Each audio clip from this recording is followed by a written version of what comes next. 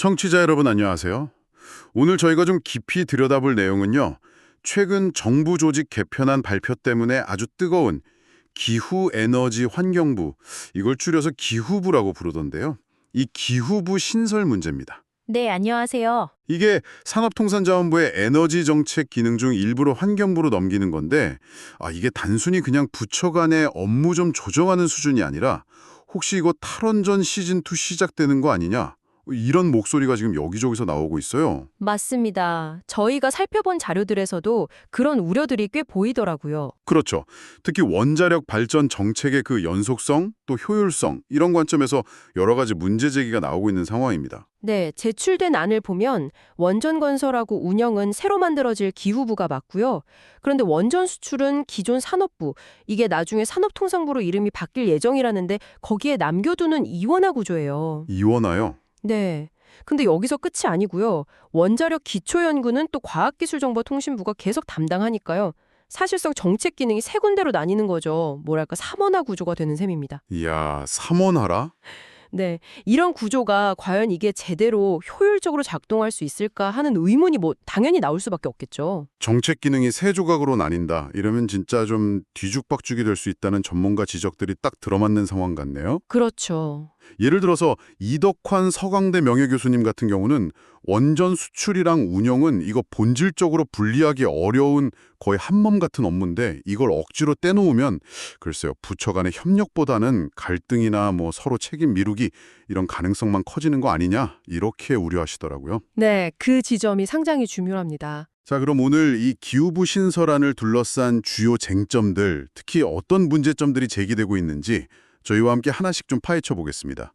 역시 가장 먼저 그리고 가장 크게 나오는 우려는 탈원전 시즌2 가능성인 것 같습니다. 네, 아무래도 그럴 수밖에 없겠죠. 지난 정부 때 그 탈원전 정책 때문에 원전 생태계가 거의 붕괴 직전까지 갔었다 이런 평가들이 있었는데 이번 개편안 보면서 이거 비슷한 흐름으로 또 가는 거 아닌가 하는 걱정들이 나오는 거죠. 실제로 국민의힘 송원석 원내대표 같은 경우에도 이재명 정부가 원전 해체를 시도하고 있다.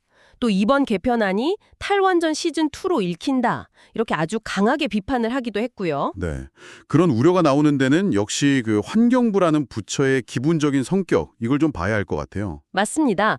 환경부가요, 기본적으로는 산업을 막 키우고 진흥하는 것보다는 환경 규제, 이게 주된 역할인 부처잖아요. 그렇죠. 규제 부처죠. 네, 그러다 보니까 에너지 정책, 특히 원전처럼 이렇게 큰 규모의 에너지 설비 관련 정책을 주관하게 되면 아무래도 개발이나 확장보다는 규제를 더 강화하는 쪽으로 좀 무게중심이 가지 않겠느냐, 이런 분석이 나오는 거죠. 그럴 수 있겠네요. 그리고 또 김성환 환경부 정관 내정자가 과거에 탈원전을 좀 지지하는 그런 입장을 보였다는 점도 이런 관측에 좀 힘을 실어주는 요인으로 이야기가 되고 있고요. 이런 배경하에서는 글쎄요, 신규 원전 건설이라든지 관련 산업 육성에 대해서 정부가 막 적극적으로 나설 거라고 기대하기는 좀 어렵지 않겠나, 이런 시각이 있는 겁니다. 그러니까 환경 규제라는 그 본연의 역할에 더 충실해지면서 결과적으로는 원전 사업 추진에는 좀 브레이크가 걸릴 수 있다. 이런 이야기시네요. 네, 그렇죠. 예를 들면 환경 영향 평가 기준을 더 엄격하게 적용한다거나 아니면 그 절차를 좀 까다롭게 운영해서 사업 진행을 일부러 늦춘다거나 심하면 아예 무산시킬 가능성도 배제할 순 없다. 이런 지적들이 나오는 거고요. 맞습니다. 아까 말씀드린 이덕환 교수님 같은 경우는 이런 상황을 두고 규제기관인 심판이 직접 산업진흥이라는 선수 역할까지 하려는 모양새다. 이렇게 비유를 하시면서 정책의 공정성이나 효율성에 좀 의문을 제기하기도 했어요. 네, 그런 비유가 나오는 것도 무리는 아닌 것 같습니다. 심지어 예산 배분 계획에서도 좀 비슷한 맥락의 우려가 제기되는데요. 예산요? 네, 내년도 산업부 예산안 분석 자료를 보니까요. 재생에너지 관련 예산은 작년보다 무려 41.6%나 크게 늘었어요. 와, 41.6%요? 네, 그런데 원전 관련 예산 증가율은 6.2%에 그쳤다는 분석입니다. 차이가 꽤 크네요. 그렇죠. 그러니까 정부가 공식적으로는 탈원전과는 거리를 두겠다 이렇게 밝히고는 있지만 실제 예산 배분에서는 재생에너지 쪽에 훨씬 더 큰 비중을 두는 경향이 나타나고 있다. 이런 지적인 거죠. 이게 결국 정책 방향의 일관성에 대한 의문을 낳게 하고요. 관련 산업 현장에서는 좀 혼란을 느낄 수 있다. 이런 우려로 이어지는 겁니다. 네, 앞서서 잠깐 나왔지만 이 원전 관련 업무를 여러 부처로 이렇게 나누는 구조, 그 자체의 기효율성 문제도 심각하게 제기되고 있는 것 같아요. 맞습니다. 그게 또 큰 문제죠. 신설될 기후부가 건설, 운영을 맡고 산업부는 수출을, 그리고 과기부는 기초 연구를 이렇게 각각 나눠 맡는 방식인데요. 네, 아시다시피 에너지 산업이라는 게 기술 개발부터 실제 건설, 운영, 또 더 나아가서 해외 수출까지 이 모든 단계가 아주 긴밀하게 연결돼서 시너지를 내야 하는 분야잖아요. 그렇죠. 유기적으로 연결되어야 하죠. 네, 근데 이걸 이렇게 조각내 놓으면 정책 추진의 효율성도 떨어지고 뭐랄까 동력도 약해질 수밖에 없다. 이런 비판이 나오는 거죠. 맞습니다. 특히 그 원전 수출의 경우를 보면요.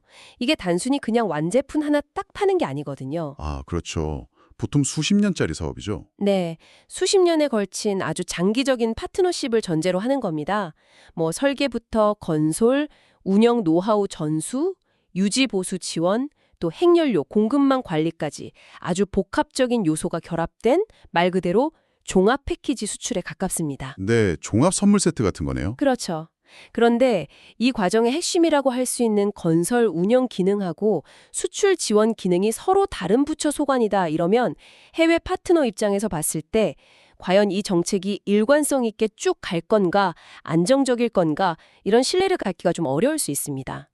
신뢰 문제 중요하죠. 네. 그리고 또 부처 간의 정책 조율하고 협의하는 과정에서 불필요한 시간이나 행정력이 소모될 가능성도 크고요.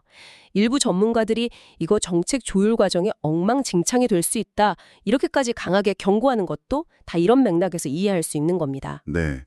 개혁신당의 이준석 대표 역시 좀 비슷한 관점에서 비판적인 의견을 냈더라고요. 아, 그랬군요. 규제를 본질로 하는 환경부에다가 에너지 정책, 특히 산업진흥 성격이 강한 부분을 맡기는 건 좀 위험한 실험일 수 있다. 이런 거죠. 환경부의 주된 관심사는 아무래도 환경 보호 기준을 잘 지키는 것이기 때문에 이게 어떤 종류의 발전소든 간에 건설 규모를 좀 줄이려고 하거나 아니면 에너지 공급 확대 자체에 좀 소극적인 입장을 취할 요인이 구조적으로 발생할 수 있다. 이런 분석이었습니다. 네, 일리 있는 지적이라고 봅니다. 그리고 또 하나 중요한 쟁점이 바로 경제적 파급 효과 그리고 산업 경쟁력 약화에 대한 우려입니다. 네, 경제 문제는 정말 중요하죠. 국민의힘 나경원 의원은 이번 개편안을 두고 국가 에너지 대기를 규제의 족쇄에 묶어두려는 계획된 퇴행이다. 이렇게까지 표현하면서 결국에는 탈원전, 전기료 폭탄 시즌2로 이어질 거다. 이렇게 강하게 비판했어요. 아, 표현이 상당히 장하네요. 네. 그러니까 원자력 같은 안정적인 기저전원의 역할은 축소되고 그 부담은 결국 전기요금 인상이나 아니면 산업 경쟁력 저하 이런 형태로 우리 국민들에게 돌아올 거다. 이런 주장인 거죠. 네, 뭐 충분히 제기될 수 있는 우려사항이라고 생각합니다. 만약에 환경 규제 강화 기조가 너무 지나치게 강조돼서 안정적인 전력 공급에 차질이 생긴다면요. 이건 뭐 필연적으로 전력 수급이 불안정해지거나 비용 상승 요인으로 작용할 수 있거든요. 그렇죠. 전기가 부족해지면 당연히 비싸지겠죠. 네, 전기요금 인상 압박은 뭐 당장 가계 경제에 직접적인 부담을 줄 뿐만 아니라 에너지 비용에 민감한 우리 국내 산업계의 원가 경쟁력을 약화시켜서 국가 전체 경제 활력에도 좀 부정적인 영향을 미칠 수 있다. 이런 분석이 나옵니다. 네. 이준석 대표도 비슷한 논리로 전력 공급이 위축되고 그 결과 전기요금이 오르고 또 그 결과로 산업 경쟁력이 악화되는 이런 연쇄적인 부정적 효과를 경고하기도 했고요. 연쇄 효과군요. 근데 여기서 좀 흥미로운 점은요. 이런 우려가 야당뿐만 아니라 여당인 더불어민주당 내부에서도 제기되었다는 점입니다. 아, 여당 내에서도요? 네. 이현주 최고위원 같은 경우는 산업 경쟁력의 핵심인 에너지 정책을 규제부처로 이관하는 것은 산업 현장의 현실을 너무 모르는 발상이다. 이렇게 비판적인 목소리를 냈어요. 상당히 직설적이네요. 그렇죠. 특히 해상풍력 발전은 확대해야 하는데 또 동시에 해양오염은 규제해야 하는 이 잠재적으로 서로 충돌할 수 있는 두 가지 목표를 가진 기후부가 과연 어떤 입장을 우선할 거냐 이런 질문은 정책 추진 과정에서의 딜레마를 아주 잘 보여주는 예시라고 할 수 있겠습니다. 네, 그 지점은 정말 날카롭네요. 해상풍력도 결국 환경 문제가 따르니까요. 맞습니다. 결국 에너지 정책이라는 게 이게 단순히 환경 보호라는 딱 하나의 차원에서만 접근할 문제가 아니라는 점이 중요한 것 같습니다. 그렇죠. 여러 가지를 봐봐야죠. 네, 안정적인 에너지 공급은 국가 경제의 근간이고 또 산업 활동의 필수 요소잖아요. 더 나아가서는 국가 안보하고도 직결되는 아주 복합적인 사안입니다. 네. 그런데 이번 개편안에 대해서 일각에서는 에너지 정책 전반을 그냥 환경 규제라는 그 틀 안에다가 위치시키려는 시도 아니냐, 이렇게 해석하면서 이게 장기적으로 봤을 때 국가 성장 잠재력을 저해할 수 있다, 이런 비판을 제기하고 있는 거죠. 에너지 정책의 무게중심을 과연 어디에 두어야 할 것인가, 이런 좀 근본적인 질문을 던지고 있는 셈입니다. 네. 오늘 저희는 정부의 기후에너지 환경부 신설 추진과 관련해서 제기되는 여러 가지 논란들 또 우려들을 집중적으로 한번 살펴봤습니다. 네. 핵심 쟁점들을 다시 한번 좀 정리해보면요. 첫째는 원전 정책 기능이 여러 부처로 이렇게 분산되면서 생길 수 있는 비효율, 그리고 정책 혼선 가능성, 이게 있었고요. 네, 2원화, 3원화 문제죠. 둘째는 환경부 중심으로 정책이 추진되면서 이게 실질적인 탈원전 시즌2로 이어져서 원전 산업을 위축시킬 수 있다는 우려. 그렇죠. 규제 중심의 접근에 대한 걱정이고요. 그리고 셋째는 이런 정책 변화가 결국에는 전기요금 인상, 그리고 산업 경쟁력 약화라는 경제적인 부담으로 돌아올 수 있다. 이런 지적들이 주요 내용이었습니다. 네, 맞습니다. 그리고 국가 에너지 정책의 큰 틀을 바꾸는 이런 중대한 결정인데도 뭐 사회적인 합의라든지 충분한 논의 과정 없이 다소 좀 성급하게 추진되는 경향이 있는 거 아니냐, 이런 비판적인 시각도 분명히 존재합니다. 네, 절차적인 문제도 있군요. 그렇죠. 단순히 그냥 부처 이름 바꾸고 조직도 좀 변경하는 걸 넘어서서 이번 개편이 가져올 장기적인 파급 효과, 예를 들면 국가 에너지 안보화든지 미래 산업 구조, 또 국제 에너지 시장에서의 경쟁력 같은 이런 부분들에 대한 좀 다각적이고 심층적인 검토가 필요하다, 이런 목소리가 높습니다. 네. 특히 지금 전 세계적으로 에너지 자원 확보 경쟁, 또 기술 패권 경쟁이 아주 치열해지고 있는 상황이잖아요. 네, 정말 그렇죠. 이런 상황에서 산업 경쟁력과 직결되는 이 에너지 정책의 주도권을 규제 중심 부처로 넘기는 방안, 이게 과연 타당한 것인가에 대해서는 좀 더 신중한 접근, 그리고 깊은 사회적 논의가 요구된다고 할 수 있겠습니다. 그렇죠. 오늘 저희가 살펴본 이런 다양한 관점과 우려들을 바탕으로 청취자 여러분께서도 한번 생각해 보실 지점이 있을 것 같습니다. 네. 환경보호라는 그 중요한 가치를 추구하는 것과 동시에 에너지의 안정적인 공급, 또 경제적인 효율성, 그리고 국가 산업 경쟁력 유지라는 이런 현실적인 요구 사이에서 우리가 어떻게 균형점을 찾아야 할까요? 참 어려운 문제입니다. 네, 지속 가능한 미래를 위한 최적의 에너지 정책 방향은 과연 무엇일지 이번 기회를 통해서 우리 모두가 함께 고민해 볼 중요한 질문인 것 같습니다.